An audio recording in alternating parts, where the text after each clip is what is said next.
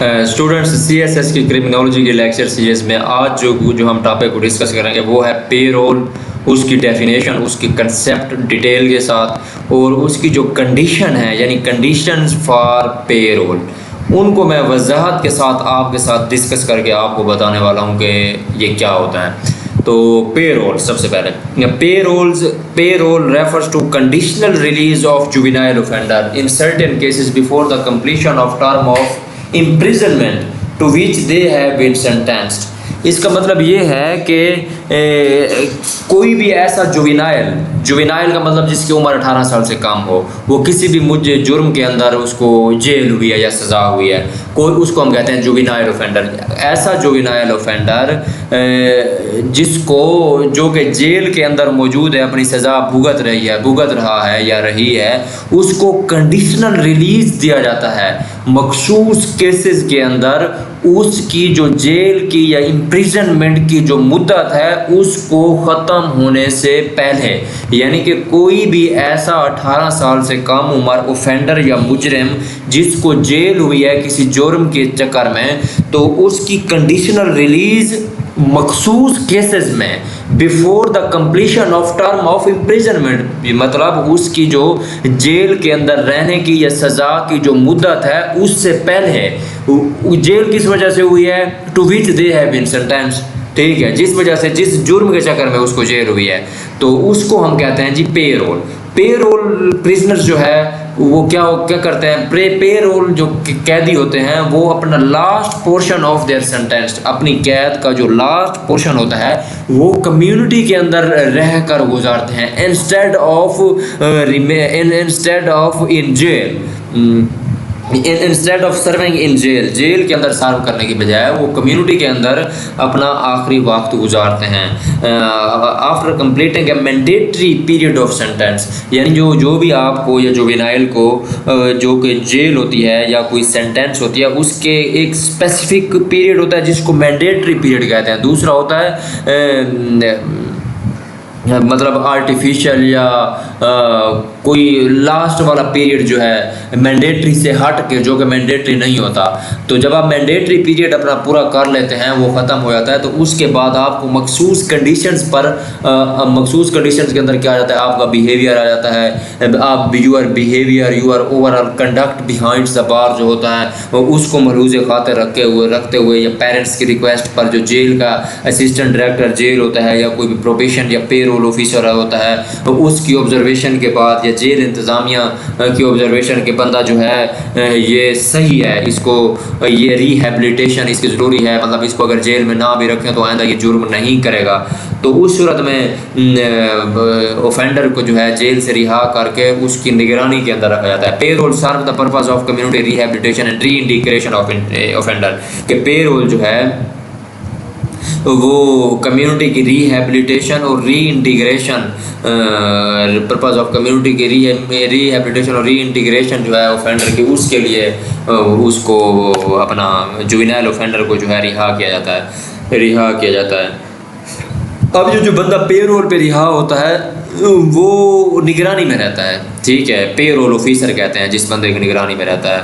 तो उसकी जो कंडीशंस हैं वो भी मैं आपको बताऊंगा कि बंदा जो अपने लास्ट पोर्शन है जो मैंडेटरी नहीं है to serve behind the bar, उस पोर्शन को जुवेनाइल ऑफेंडर जो है under the supervision of parole officer किस तरह सर्वाइव करेगा, ये तो मैं कंडीशंस में बताऊंगा, लेकिन उससे पहले मैं आपको डिटेल बता देता हूँ। Under these rules, the Home Secretary of Province is empowered to release certain offender on payroll। जैसा कि मैंने आपको बताया है कि इन कानून के मुताबिक होम सेक्रेटरी या चीफ एग्जीक्यूटिव जो है सूबे का वो एम्पावर्ड होता है कि कुछ मखसूस या कुछ ऑफेंडर्स को पे रोल पर रिहा करे। जब प्रोविंशियल गवर्नमेंट जो है सेटिस्फाई हो जाती है कि प्रिजन का जो कैदी का जो ट्रैक रिकॉर्ड और कंडक्ट है बिहाइंड द बार वो बेहतर है या अच्छा है, तो उसके बाद उसको मतलब जुवेनाइल को कंडीशंस पर रिलीज़ कर दिया जाता है जेल से, और ऑफेंडर जो है वो under the supervision of parole officer जो है वो बकिया टाइम जो है वो स्पेंड करता है। The parolee under the supervision of parole officer, कि पे रोल ऑफिसर की सुपरविजन के अंदर जो बंदा होता है जुवेनाइल ऑफेंडर जो कि मखसूस कंडीशन पर, स्पेसिफिक कंडीशन पर रिहा होता है उसको पे रोली कहते हैं। Are employed on fixed wages, के वो पे रोली जो है फिक्स्ड वेजेस पर एम्प्लॉयज होता है, उसकी स्पेसिफिक कंडीशन होती है। मिसाल के तौर पर जो मंथली वेजेस हैं जो बताया गया है कि 1000 से कम ना हो और उससे ज़्यादा होने चाहिए, मतलब वो डिपेंड करता है उसकी स्किल पर। जो पे रोली है, जो पे रोली कहते हैं, मैं आपको बता दूं पे रोली वो बंदा है जो मखसूस कंडीशन पर जेल से मैंडेटरी पीरियड ऑफ सेंटेंस से गुजारने के बाद कंडीशन पर रिहा हुआ है। The required standard for employer, जो एम्प्लॉयर है उसके लिए रिक्वायर्ड स्टैंडर्ड ये है कि वो सेम प्रोविंस का रेजिडेंट हो, अच्छी रिप्यूट हो, किसी भी इलीगल एक्टिविटी के अंदर उसका इन्वॉल्वमेंट ना हो, वो इतनी उसकी एबिलिटी हो कि वो पे रोली को रेजिडेंट्स, क्लॉथ और फूड वगैरह जो है प्रोवाइड कर सके इन टाइम। जो उसके बाद है जो सैलरी आएगी ना पे रोली की, वो आएगी पे रोल ऑफिसर के अकाउंट में। तो पे रोल ऑफिसर के अकाउंट में आएगी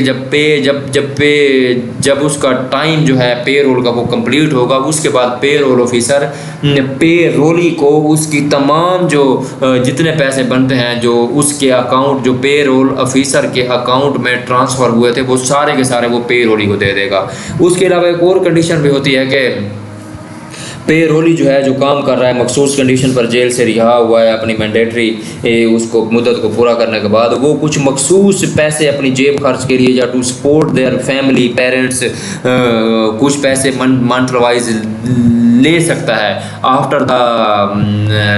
आफ्टर डिस्कशन और provisions of parole officer. तो जे कैदी जो हैं वो पे रोल पर कैसे सिलेक्ट होते हैं, या तो वो खुद एप्लीकेशन देते हैं या उनके पेरेंट्स देते हैं या जेल एडमिनिस्ट्रेशन होती है। उसके बाद जो असिस्टेंट डायरेक्टर जेल होता है और पे रोल ऑफिसर होता है, उनको वो भी अथराइज होते हैं कि जेल का विजिट करें और सूटेबल प्रिजन्स जो हैं वो पे रोल पर रिलीज़ करने के लिए उनको सेलेक्ट करें। मगर हकीकत ये है कि जो विजिट्स हैं वो फ्रीक्वेंटली नहीं होते हैं। उसकी वजह ये होती है कि due to shortage of workforce जो है उसकी पाकिस्तान में बड़ी शॉर्टेज है। अब हम आते हैं उस कंडीशन की तरफ, conditions for parole. A person who has been granted for parole is still considered a prisons even they do not required to stay in jail facility. इसमें मैं लिख दूँ अब कि कोई भी ऐसा बंदा जो कि पे रोल पर रिलीज़ हुआ है अभी भी वो कैदी कंसिडर्ड होता है, हत्ता कि उसको जेल फैसिलिटी के अंदर रहने की ज़रूरत भी नहीं है, तब भी वो प्रिजनर जो है वो कंसिडर्ड होगा। The most basic condition associated with parole is prohibition of behaviour by parolee that is harmful to society. सबसे बड़ी कंडीशन जो है पे रोल की वो ये है कि पे रोली जो है वो उस बिहेवियर से निजात करेगा या उस बिहेवियर से रुकेगा जो कि सोसाइटी के लिए हार्मफुल और डेंजरस है। Is harmful and dangerous to society. मैं इसमें थोड़ा सा ऐड कर दूँ, ठीक है जी, हो गया जी ऐड कि ऐसे बिहेवियर से इज्तनाब करेगा जो कि सोसाइटी के लिए हार्मफुल और डेंजरस हो। Parole will complete a rehabilitation programme. Parolee जो है वो अब उसका जो रिहैबिलिटेशन प्रोग्राम है उसको कंप्लीट करेगा। Remaining with certain defined area, जो पे रोली है वो सर्टेन एरिया के अंदर जो है अपना टाइम स्पेंड करेगा। अगर उस एरिया से निकलेगा तो उसके लिए उसको स्पेसिफिक परमिशन लेनी पड़ेगी from parole officer. Obtaining permission before changing residents, कि कोई भी पे रोली जो अपने रेजिडेंस को चेंज कर रहा है, चेंज करने से पहले उसको परमिशन लेनी पड़ेगी। Obtaining permission before changing employment, अगर एम्प्लॉयमेंट चेंज कर रहा है तो फिर भी पे रोल ऑफिसर से उसको परमिशन लेनी पड़ेगी। Maintaining study employment unless accused by parole officer, जब तक उसको पे रोल ऑफिसर अक्यूज नहीं करता, रोकता नहीं है, वो अपनी एम्प्लॉयमेंट कंटिन्यू करेगा। Participating in socially accepted activity, के ऐसी एक्टिविटीज़ जो सोशली एक्सेप्टेड है उसके अंदर पे रोली जो है वो पार्टिसिपेट करेगा। Complete monthly report within time first week of month, के उसकी जो मंथली रिपोर्ट होगी वो हर महीने के पहले वीक के अंदर वो है उसको कंप्लीट करके सबमिट कराएगा to parole officer. Reporting any incidents of arrest within 24 of arrest, कि जब भी उसको कोई अरेस्ट किया जाए खुदा न खास्ता किसी वजह से, तो उसमें भी वो अरेस्ट के 24 घंटे के अंदर अंदर अपने पे रोल ऑफिसर को इन्फॉर्म करेगा about his her arrest. Avoiding from use of alcohol और drug, avoiding state and other local laws, state और दूसरे लोकल लॉज जो हैं उनको अवॉइड करेगा, उनको ऊपर इंप्लीमेंट करेगा।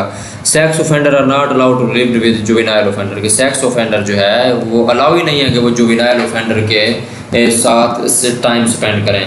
इसके बाद मैं आपको एक दो पॉइंट और बता दूँ, वो ये हैं कि ऐसी जगह जहाँ पर अल्कोहल एडमिनिस्ट्रेट होता है, सोल्ड होता है, तो या फिर उसकी डीलिंग होती है, वहाँ भी नहीं जाएगा। ऐसी जगह जहाँ पर कोई लोग क्रिमिनल है, वहाँ भी नहीं जाएगा। ऐसी जगह जहाँ पे क्रिमिनल एक्टिविटीज़ जो है वो फ्रीक्वेंटली परफॉर्म होती है, वहाँ भी नहीं जाएगा। ये 3-4 पॉइंट्स जो मैंने आपको बताए हैं, इनको आप नोट कर लेंगे। ये मैंने लिखे थे, मेरा ख्याल सेव नहीं हुए। जब मैं वीडियो कंपोजिंग कर रहा था उस वक्त मैंने इनको नोट डाउन किया था, पर अभी सेव नहीं हुए, तो आप इनको लिख लें। ऐसी जगह जहाँ पर कोई ड्रग एक्टिविटीज़ की या अल्कोहल या कंट्रोल सब्सटेंस की फ़रोख्त हो रही हो, उसको एडमिनिस्ट्रेट किया जा रहा हो, उसकी डीलिंग हो रही हो, उस जगह पर नहीं जाएगा। उसके बाद ऐसी मैंने जैसे आपको बताया कि उसके बाद ऐसी जगह जहाँ पर कोई क्रिमिनल लोग रहते हैं, वहाँ नहीं जाएगा। क्रिमिनल लोगों के साथ लेन देन रब्ता नहीं रखेगा, क्रिमिनल एक्टिविटी में पार्टिसिपेट नहीं करेगा, तो स्मगलिंग और इस तरह की चीज़ों के से अवॉइड करेगा। और उसके अलावा मैं एक पॉइंट तो मेंशन ही कर देता हूँ, shall not use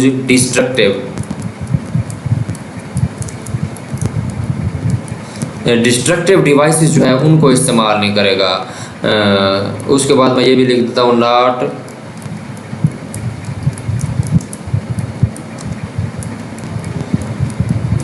participate in activity like drug sold administrate